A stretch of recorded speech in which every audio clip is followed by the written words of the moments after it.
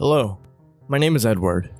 I'm 32, and I was a software engineer before all of this. I bet you're wondering what all this is. About a week ago, I was selected by my company, my government-ran company, to perform in an experiment.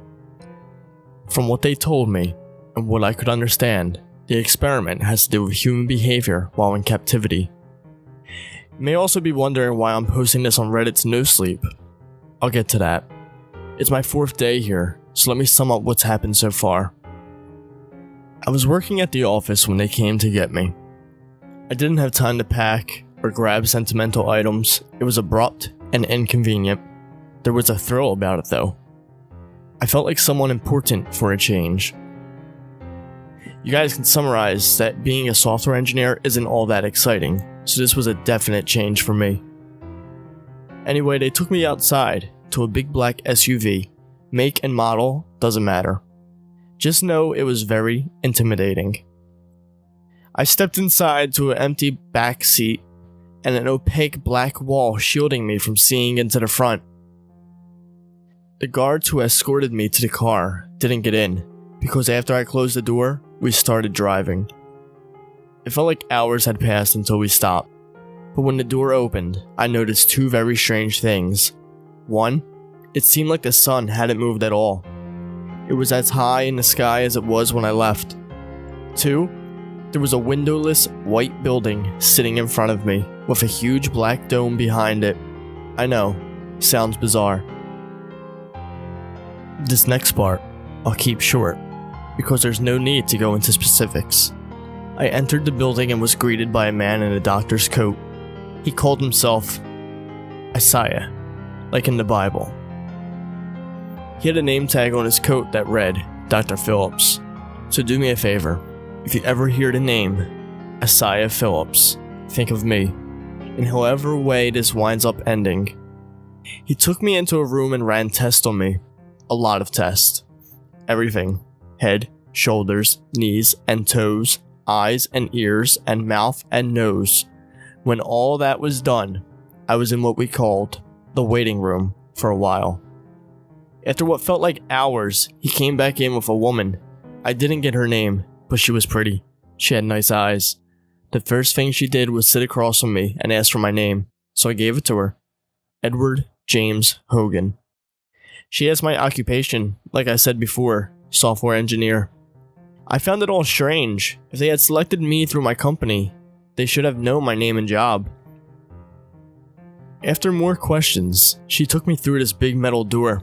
A metal door that a tank couldn't bust through. When it opened, I was greeted by a quaint and quiet neighborhood. 1 street, 7 houses, 3 on each side and 1 at the end. She escorted me to the house at the end. As we walked, I couldn't help but look around. This was the dome, the big black dome I had found when I first got here. The sky looked so real. It felt real. It all felt real. But it wasn't. The woman with the pretty eyes opened the door to the house with an electronic key. She didn't give me one. When we entered, she showed me around, giving me the grand tour of where I would be staying. At the end of it all, she sat me down in the kitchen and told me this, from what I can remember.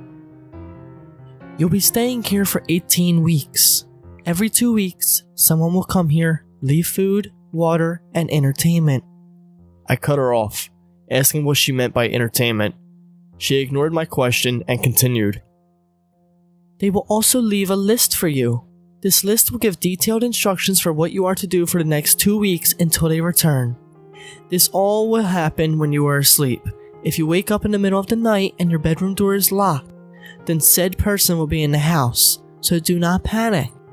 If you try to contact them while they are here, they have been instructed to take said provisions with them when they leave. This experiment is to study your behavior as you live without any human interaction.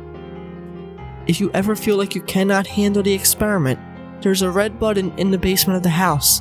Press it once. For every day you stay with us, you will be granted $300.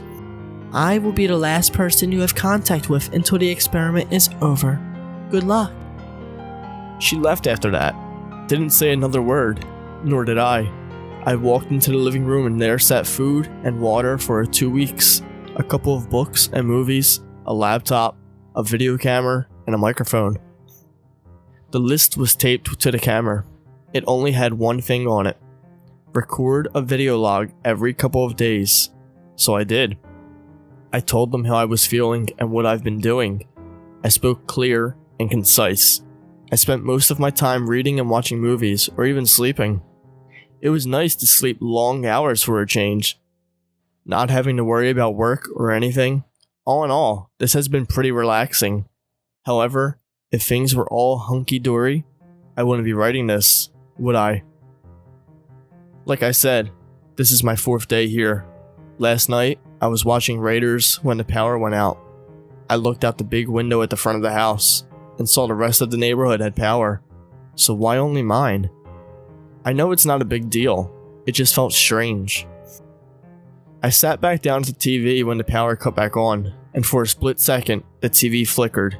This is not a test. That is why I'm writing this. I want someone else to know what's happening, and if anything else does happen, you will know. It's funny. I never expected to have internet here. For an experiment about isolation, talking to y'all won't get the results they're hoping for.